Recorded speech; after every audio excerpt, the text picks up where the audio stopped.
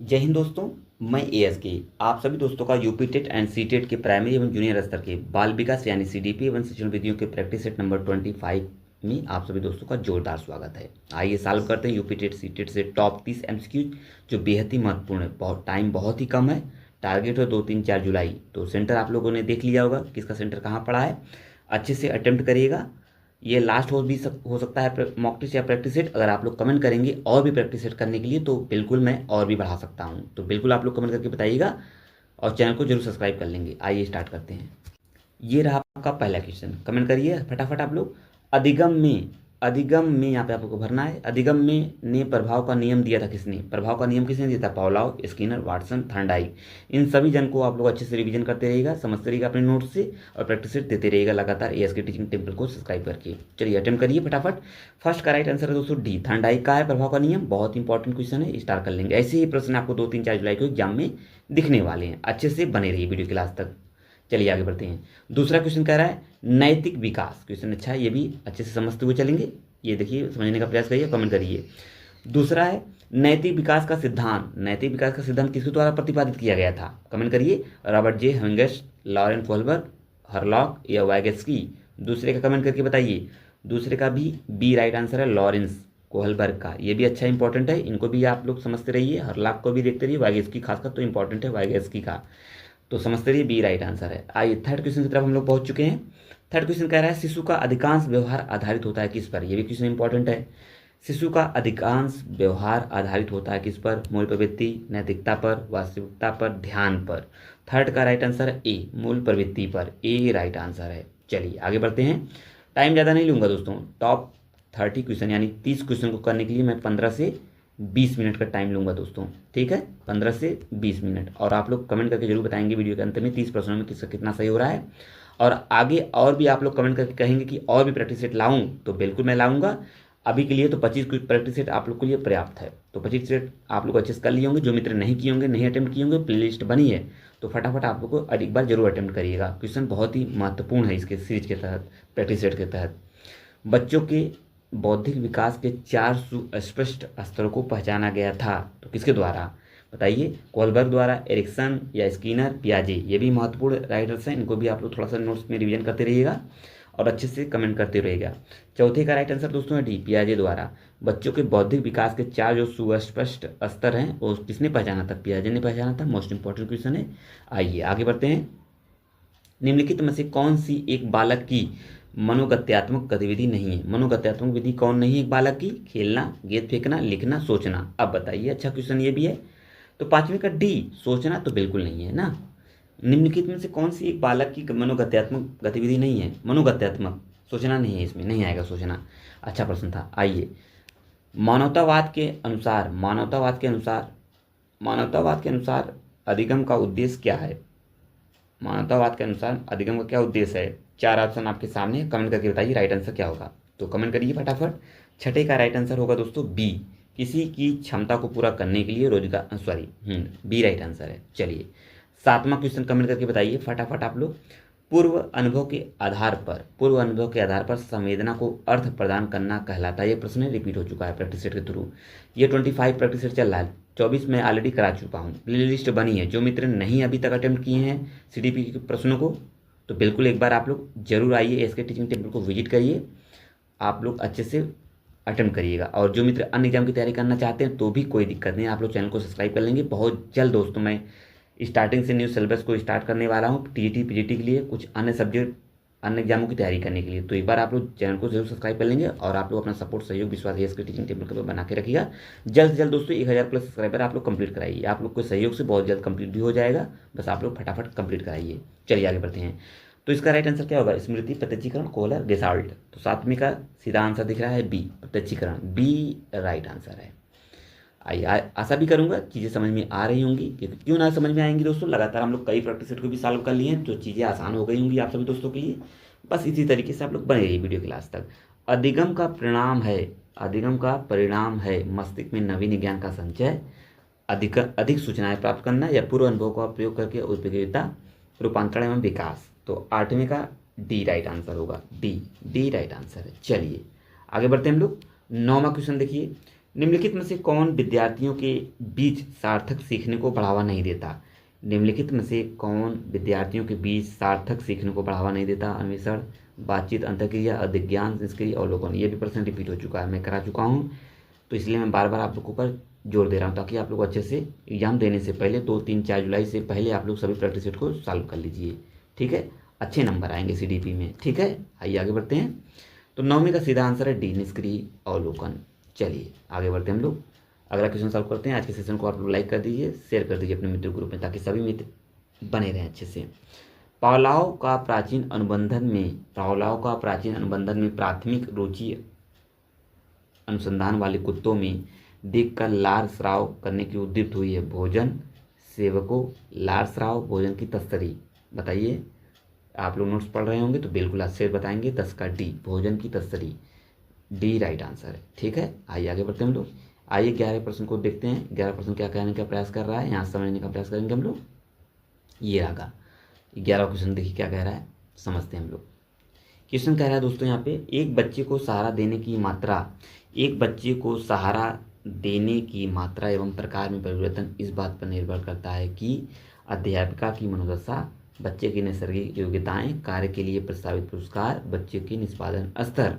11 का right answer दिख रहा होगा, 11 का डी, बच्चे का निष्पादन स्तर, डी राइट आंसर है। चलिए अगला क्वेश्चन सॉल्व करिए। कच्छ का वातावरण होना चाहिए, ये भी क्वेश्चन रिपीट हो चुका है। मैक्सिमम क्वेश्चन देखिए रिपीट हो, मतलब काफ़ी क्वेश्चन ऐसे जो लगातार रिपीट हो रहे हैं, उन प्रश्नों को आप लोग गलत ना करें। कच्छ का वातावरण होना चाहिए शांत, शोरगुल से भरा, अनुशासन से पूर्ण, मित्रतापूर्ण। आई थिंक बहुत ईजी क्वेश्चन हो गया होगा आप सभी दोस्तों के लिए। तो 12 का डी, बिल्कुल मित्रतापूर्ण होना चाहिए, डी राइट आंसर है। अच्छा क्वेश्चन था। निम्नलिखित में से पारस्परिक सहयोग इनमें से अधिक पाया जाता है किसके बीच? समूह के बीच, टीम के बीच, समाज के बीच, कक्षा गृह के बीच। इसे भी आप लोग इजीली लगा पाएंगे, स्टार करेंगे क्वेश्चन को। 13 का बी, बिल्कुल टीम के बीच, सम। ठीक है, आइए आगे बढ़ेंगे। विस्मृति, विस्मृति कम करने का उपाय है, ये भी क्वेश्चन अच्छा है। विस्मृति कम करने का उपाय है सीखने में कमी, या सीखने की त्रुटिपूर्ण विधि, या पाठ की पुनरावृत्ति, या स्मरण करने में कम ध्यान देना। बिल्कुल बताइए, विस्मृति कम करने का क्या उपाय हो सकता है? 14 का राइट आंसर है क्या? सी, पाठ की पुनरावृत्ति। मतलब आप पाठ को रिवीजन करिए, मैं उसी को तो बार बार बोलता हूँ आप लोगों को, रिवीजन करते रहिए और लगातार प्रैक्टिस सेट हमारे साथ जुड़कर देते रहिए। तो सेशन को लाइक शेयर जरूर कर देंगे। बच्चों के सामाजिक विकास में का विकास महत्व है। बच्चों के सामाजिक विकास में किसका महत्व, किसका विशेष महत्व है सामाजिक विकास में? खेल का, बाल साहित्य का, दिनचर्या का, संचार माध्यम। तो किसका हो सकता है 15 का राइट आंसर? ए, खेल का, ए राइट आंसर है। विकास में खेल का विशेष महत्व है, ध्यान रखेंगे। अच्छा क्वेश्चन था। चलिए आगे बढ़ते हैं हम लोग, अगला क्वेश्चन सॉल्व करने का प्रयास करते हैं और कमेंट करके बताइए। तो निम्न में से क्या समावेशी कक्षा में शिक्षक की भूमिका नहीं है? समावेशी कक्षा में शिक्षक की भूमिका नहीं है, 4 ऑप्शन में देख के बताइए। और समावेशी से एक प्रश्न जरूर एग्जाम में आएगा, आपको किसी भी शिफ्ट में आ सकता है या सभी शिफ्ट में आने की संभावना बन सकती है।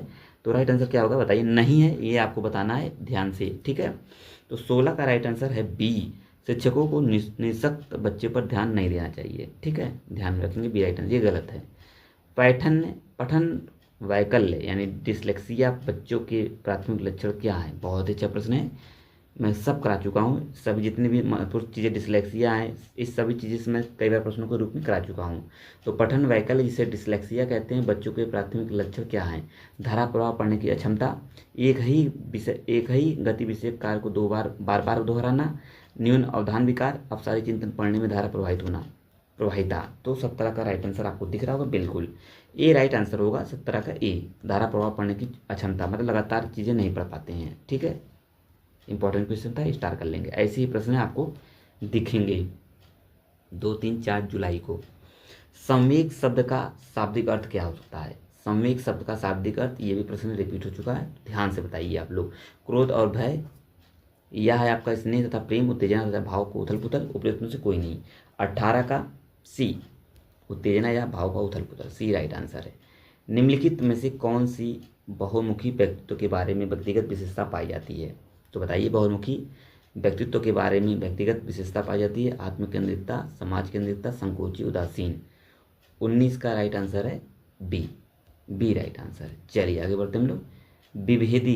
विभेदक परीक्षण का उपयोग किस मनोविज्ञान ने भारतीय अनुकूलन के अनुसार विकसित किया है? विभेदक परीक्षण का उपयोग किस मनोवैज्ञानिक ने भारतीय अनुकूलन के अनुसार विकसित किया है? होरेस, वालास, जे पिगलफोर्ड, ओझा। 22-20 का यानी 20 का राइट आंसर है डी, ओझा। आइए आगे बढ़ते हम लोग अगले क्वेश्चन की तरफ मूव करते हैं। ये 21वां क्वेश्चन है। 9 प्रश्न और बचे हैं आज के प्रैक्टिस सेट 25 के। पाठ योजना में छात्र के पूर्व अधिगम से संबंधित है। पाठ योजना में छात्र के पूर्व अधिगम से संबंधित है उद्देश्य लेखन, प्रस्तावना प्रश्न, मूल्यांकन प्रश्न, लक्ष्य कथन। तो 28 का बी, प्रस्तावना प्रश्न, बी राइट आंसर है। बाल विकास का अध्ययन क्षेत्र है।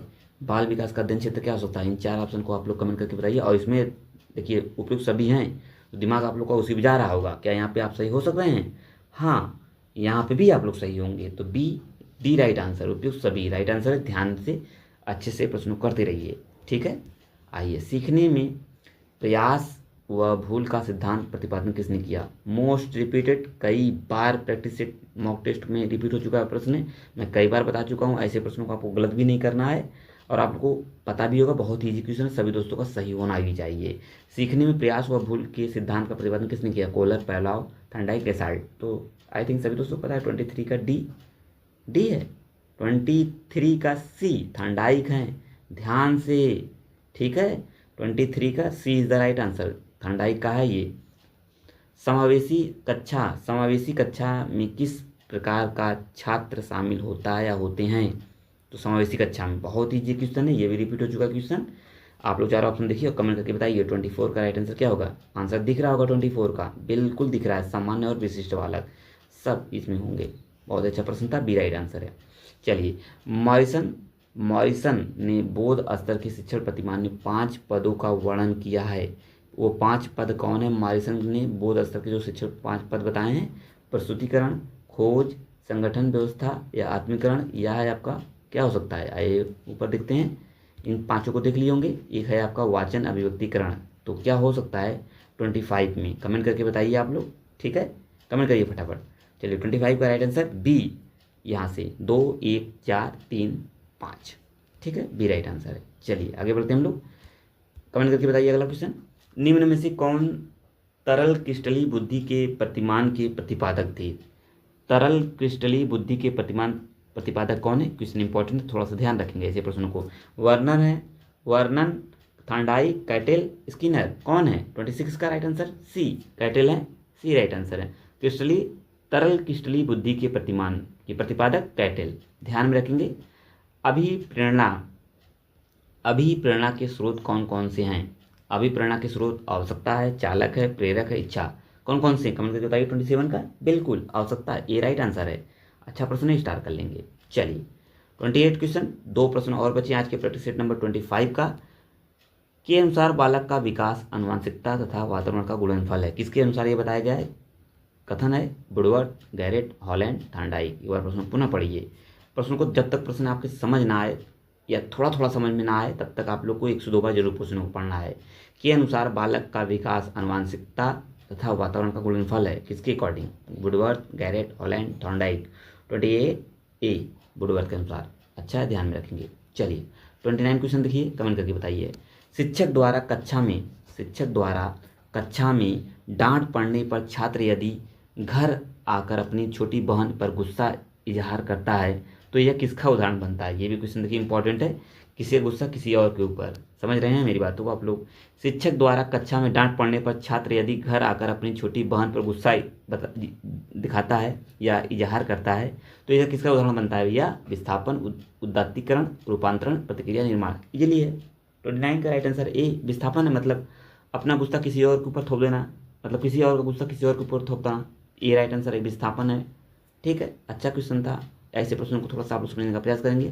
29 क्वेश्चन, लास्ट क्वेश्चन आज के प्रैक्टिस सेट नंबर 25 का। अच्छे से कमेंट करके बताइए, निम्न में से कौन सी कक्षा शिक्षण में जनतांत्रिक शिक्षण नीति नहीं है?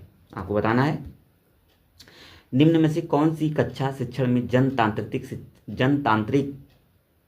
शिक्षण नीति नहीं है? अन्वेषण, व्याख्यान, योजना, मस्तिष्क उद्वेलन। तो कमेंट करके बताइए राइट आंसर क्या हो सकता है यहाँ पे। 30 का सीधा आंसर है बी, व्याख्यान। ये हो गए आपके 30 प्रश्न कंप्लीट 25 के प्रैक्टिस सेट के। और 30 में किसका कितना सही है बिल्कुल आप लोग कमेंट करके बताइए। मैं देख रहा हूँ सभी दोस्तों का, आई थिंक आशा भी करूँगा सभी प्रश्न आपको अच्छे भी लगे होंगे। रिपीटेड क्वेश्चन आप लोग गलत नहीं करेंगे। ये लास्ट प्रैक्टिस सेट था। अगर आप लोग कमेंट करेंगे कि और भी प्रैक्टिस सेट कराइए सर, तो बिल्कुल मैं और भी आपके बीच लाऊंगा प्रैक्टिस सेट। बस आप लोग अपना सहयोग, सपोर्ट, विश्वास ASK टीचिंग टेम्पल के थ्रू बनाए रखिए और 1000 प्लस सब्सक्राइबर जल्द से जल्द दोस्तों कंप्लीट कराइए। आपके सहयोग से यहाँ तक पहुँचे तो और भी आपके सपोर्ट से मैं 1000 कंप्लीट भी कर लूँगा। तो आप लोग फटाफट कंप्लीट करिए। आइए मिलते हैं और भी प्रैक्टिस सेट के थ्रू। बस आप लोग कमेंट करिएगा। बाकी नया सब्जेक्ट स्टार्ट करने वाला हूँ नए एग्जाम के लिए। बस आप लोग चैनल को सब्सक्राइब कर लीजिए। चलिए मिलते हैं नेक्स्ट वीडियो में। जय हिंद दोस्तों, थैंक यू।